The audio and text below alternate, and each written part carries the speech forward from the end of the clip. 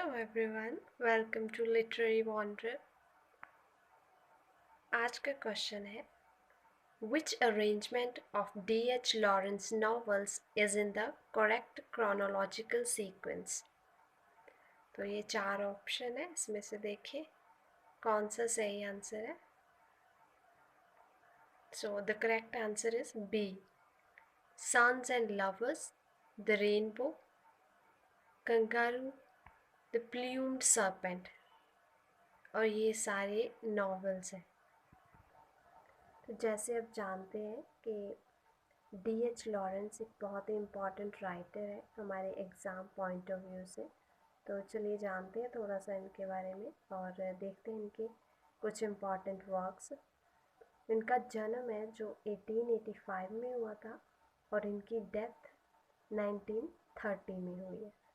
और इनके important works हैं the white peacock 1911, The Trespassers 1912, Sons and Lovers 1913, The Rainbow 1915, Women in Love 1920, The Lost Girl 1920, Aaron's Row 1922, Kangaroo 1923,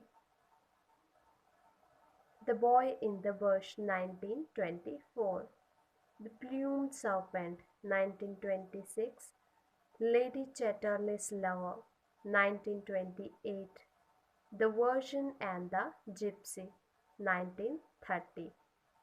सो ये इनके सारे important works हैं. और अब इसके बाद हम इनके एक बहुत ही important work sons and lovers उसकी समरी देखेंगे. सन्स एंड लवर्स की समरी देखने से पहले ये थोड़ी सी लाइन है जो इम्पॉर्टेंट है.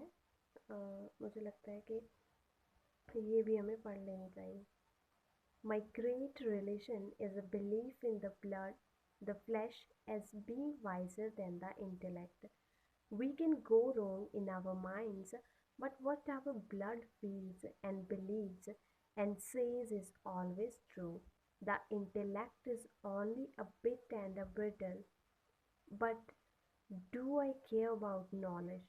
All I want is to answer to my blood, direct, without privileging intervention of mind or moral or what not. It conceives a man's body as a kind of flame, like candle, forever upright and yet flowing. And the intellect is just the light that is shed in on the things around. He was a novelist who worked for animalism and healthy bodily life. He defined sex and devoted all his art to the communication of physical sensations. I want men and women, he wrote, to be able to think of sex fully, completely, honestly, and cleanly. Lawrence's work has only one inspiration throughout his work, and that is sex. तो चलिए अब देखते हैं sons and lovers की summary. तो ये एक autobiographical novel है. इसमें ऑटोबायोग्राफिकल एलिमेंट्स हैं वो मिलते हैं हमें. तो ये इसके बारे में कुछ इम्पॉर्टेंट इन्फॉर्मेशन है, आप देख सकते हैं. इसके जो मेन कैरेक्टर्स हैं वो हैं Gertrude Morel, Walter Morel, William, Annie, Paul, Arthur, Miriam, Clara Dawes and Baxter. तो ये सारे इम्पॉर्टेंट कैरेक्टर्स हैं इस नावल के.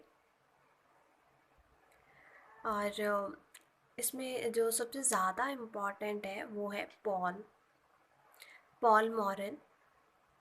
और पहले जो इस नावल का नाम है वो भी इसी कैरेक्टर के नाम पर है जो रखा गया था, बट बाद में जो है नाम चेंज कर दिया गया और रखा गया. इसका टाइटल क्या है अब जो है सन्स एंड लवर्स.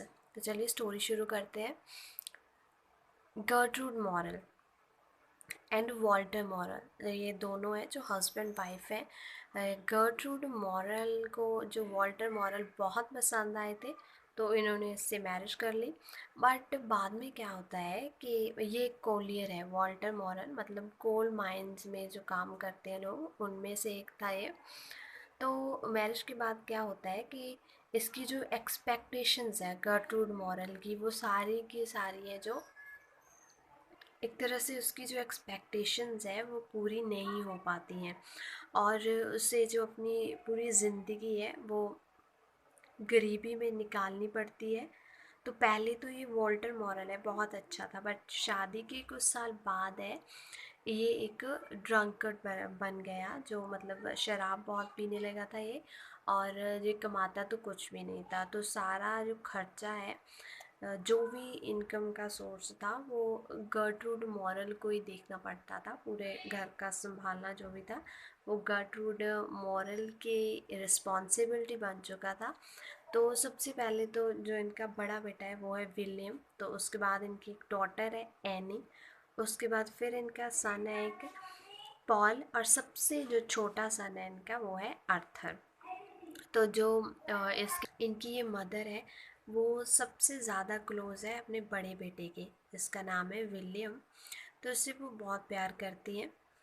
तो अब क्या होता है कि जब जब बड़े हो जाते हैं तो उस टाइम पे जो गर्ट्रूड मॉरल है तो वो पोल के ज़्यादा है जो करीब आ जाती हैं।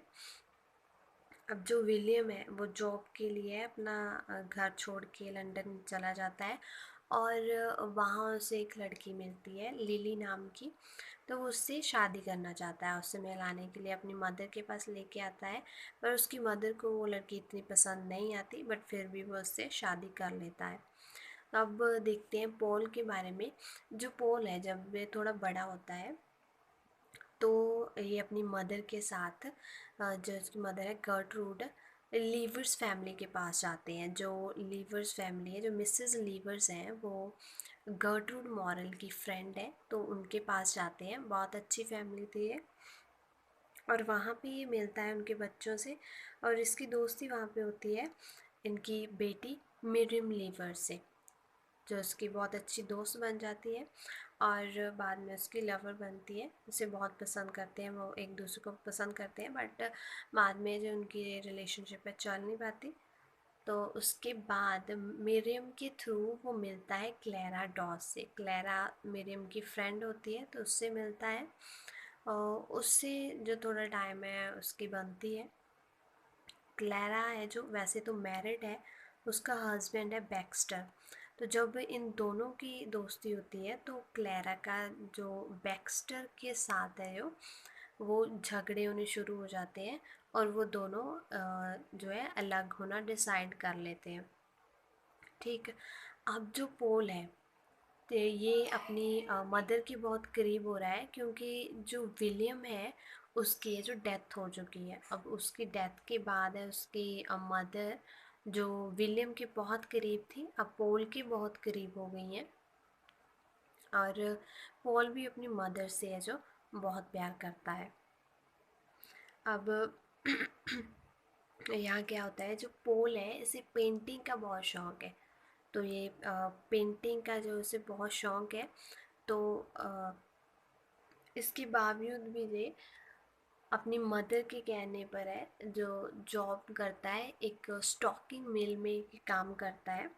वहाँ पे जो लोग हैं वहाँ इसकी उनसे बहुत अच्छी बनती है, और बाद में जो अपना जो पैशन है इसका पेंटिंग का, ये उस पर भी काम करता है, और उस पर भी बहुत नाम बनाता है। इसका वहाँ पे भी नाम होता है, वहाँ से भी अच्छे पैसे कमाने लग जाता है, और ये मेल वाली नौकरी तो छोड़ देता है।